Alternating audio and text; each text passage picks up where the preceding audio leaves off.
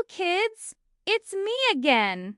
I'm happy that you're here, and Robo's back beside me to give him a Robo cheer. Beep and boop. I'm wide awake. I've charged up all my cogs. We'll learn how to code with Scratch today. Do you know what that is? It's like a language made for us humans. But wait, it's a little too complicated for us little bots. So, if we use ChatGPT, maybe it can make it simple, simpler, simplest. Let's ask it. Can you teach us how to code in Scratch? See? It wrote out instructions for us, step by step. Look at this. You could make a Scratch cat dance, spin around, flap its ears, jump high, touch its nose, and move around. But coding isn't just for making games. It's also used when we search online. It helps the computers know what we want. Like if we type in "Why are birds cool?" finds the best answers from all over the web.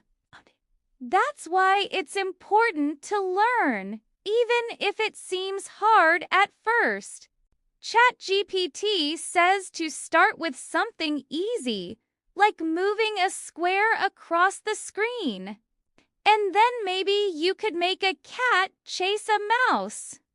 Scratch even has blocks of code for drawing, animation, music, and sound effects. They're like building blocks, but for code. You drag and drop them into place. When they fit together just right, the code runs smoothly like a well-oiled machine. And ChatGPT reminds us, if we get stuck, there are lots of people who can help us. So let's take our time, ask questions, and most importantly, have fun. Learning to code is like solving a puzzle or building a tower, one block at a time. So let's try it out and see where our code takes us. Who knows? Maybe we'll make the next viral game or app. Speaking of viral, let's check out what's popular on social sprouts today. It's a bird, an airplane, and a banana peel. That's weird. Wait, a watermelon flying through space? And what's this? It's a sleeping sloth wearing sunglasses. Kids, some people pretend they're someone else. They pretend they're a silly animal or a superhero. They use their imaginations to have fun online, but sometimes they go too far. Like this fox pretends to be a little girl. That's not very nice. It's not safe to pretend to be someone you're not, especially if you're trying to trick people. This koala is being bullied by a penguin. Okay. It's not nice to make others feel bad about themselves. And this parrot is sharing a secret. Don't tell anyone. Secrets are safe with me. But this koala wants to keep their name a secret. That's okay. If someone asks, just say, "I don't want to talk about that." Now let's find something more positive. These friends are playing a game. They're having a blast. It's good to have fun and be yourself. It's also good to be kind to others and keep their secrets. Let's share a smile and a laugh and be the best we can be. Welcome to Arbor Acres. Have a seat. Take off your shoes.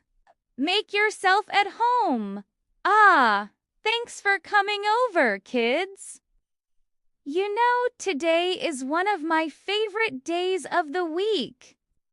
Why? Because it's story time. Yeah, I love hearing stories. Come closer.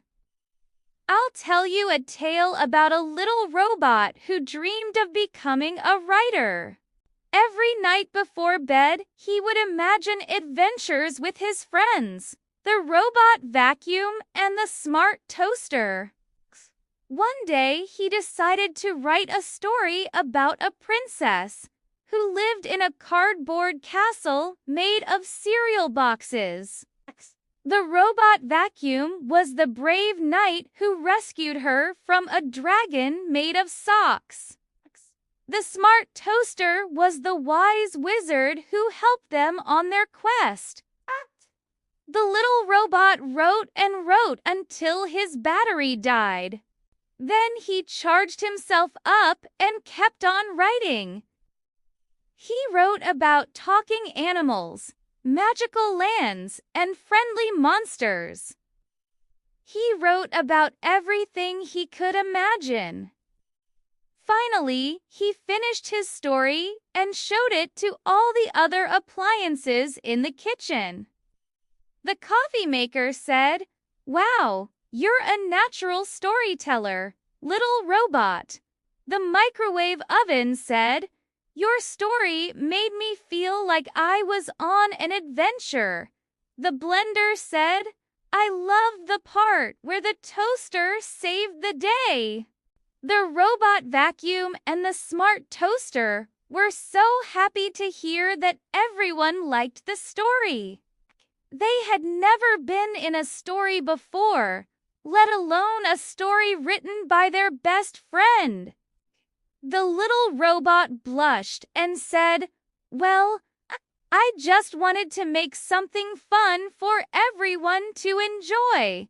From that day on, the little robot continued to write stories for all the appliances in the kitchen. They would gather around the toaster every night while the little robot read his stories aloud. And every story was filled with bravery, friendship, and a little bit of magic. Like this story, there are so many amazing stories out there waiting for you to discover them. That's why I love reading so much. There are so many fun characters, exciting adventures, and valuable lessons to learn. When we read, we can explore new worlds and meet new friends, all from the comfort of our own homes. Plus, reading can help us learn new things and become better writers ourselves. So pick up a book and get lost in a world of imagination and adventure. You never know what you might discover. That's our story for today, kids. Did you learn something new? Did you make new friends? What did you like best? Please share in the comments section below. Thank you for listening. Give your robot vacuum and smart toaster a big hug for me. And remember, the best stories are the ones that come from the heart. Sweet dreams. It's time for a science experiment. Hello, kids. It's me. And today we're gonna explore the wonderful world of ice. I know it looks simple, but ice is actually pretty fascinating. For example, did you know that ice can be many different shapes? It can be a cube, a sphere, or even a stalactite. Ice can also be clear or opaque, depending on how fast it freezes. And did you know that ice floats on water? That's water expands when it freezes. Now let's test this out for ourselves. I have 3 different shapes of ice: a sphere, a cube, and a stalactite. I wonder which one will melt first. To find out, let's put them on this heat mat and see what happens. The stalactite melted first. Do you think it's because it was the smallest? What about the sphere? It's a little bigger than the cube, but it's melting faster. Maybe size doesn't matter. As long as you have fun, let's add some color to our ice cubes. I have red and blue food coloring. Can you see the ice cubes changing colors? And watch this. When I squeeze the dropper, the ice melts even faster. That's because water expands when it freezes. So when I squeeze the ice, I'm actually making it melt faster. Let's take a closer look at the melting ice cubes. Do you see all the colorful water? It looks so pretty. And here's a bonus experiment. I have an ice cube tray with some ice cubes inside. Let's see what happens if I put salt on the ice cubes. Whoa, the salt is melting the ice cubes. That's because salt lowers the freezing point of water. So the ice melts at a lower temperature. Isn't that amazing? There are so many fun things to learn about ice. So keep experimenting and you might discover something new.